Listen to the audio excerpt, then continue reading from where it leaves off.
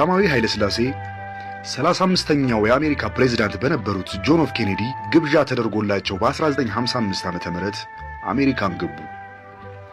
በዕለቱም የተደረገላቸው የክብር አቀባበል ዓለምን ሁሉ ጉድ ያስባለ ሆነ። መላው የአፍሪካ ሀገራት ከቀኝ ግዛት ባልተላቀቁበት በዚያን ዘመን በአሜሪካ ታሪክ የመጀመሪያው የሆኑ የዋይት ሃውስ ጥቁር የክብር እንግዳ ሆነው የ8 ቀናት ቆይታን አሳለፉ። በአቀባበላቸውም ዕለት ከ250 ሺህ በላይ ሕዝብና የጆን ኤፍ ኬኔዲ ባለቤት የነበረችው ጃኩሊን ኬኔዲ ሳትቀር ለየትኛውም ሀገራት እንግዶች አቀባበል ስታደርግ ባልታየችበት መልኩ ለመጀመሪያና ለመጨረሻ ጊዜ ከቤተ መንግሥት ወጥታ እርሳቸውን ስትቀበል ታይታለች።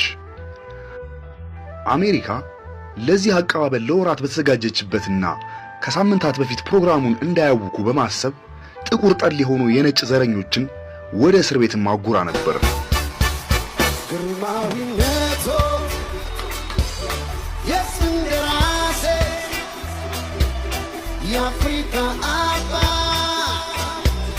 ኃይለ ሥላሴ። ፕሬዝዳንት ኬኔዲም ንጉሡን ወደ ሀገራቸው ሸኝተው ካሰናበቱ በኋላ ለጋዜጠኞች በሰጡት ጋዜጣዊ መግለጫ እንዲህ ሲሉ ተናግረው ነበር። በእኔ የሥልጣን ዘመን ግርማዊነታቸውን ለመቀበል በመታደሌ ታላቅ ኩራት ይሰማኛል።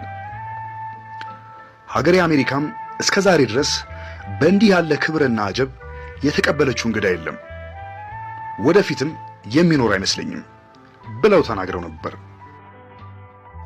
በጉዟቸውም ወቅት አብሯቸው ተጉዞ የነበረው ጋዜጠኛ ተሾመ ዋጋው የጉብኝታቸውን ዘገባ ለኢትዮጵያ ሕዝብ በሬዲዮ ያቀረበ ሲሆን ይህ ተሾመ ዋጋው ነው። ዩኒየን ስቴሽን ዋሽንግተን ዲሲ። የዋሽንግተን ከተማ ምን ጊዜም ቆንጆ መሆኗን የሚክድ የለም። ዛሬ በተለየ የበለጠ ቀለም የተጨመረባት ይመስላል። በየጎዳናዎቹ ግርማዊ ቀዳማዊ ኃይለ ሥላሴና የፕሬዝዳንት ኬኔዲ ስዕሎች ተደንቅረዋል። ዋሽንግተን ከተማ ለግርማዊ ንጉሠ ነገሥት በጣም የደመቀ አቀባበል ታደርጋለች።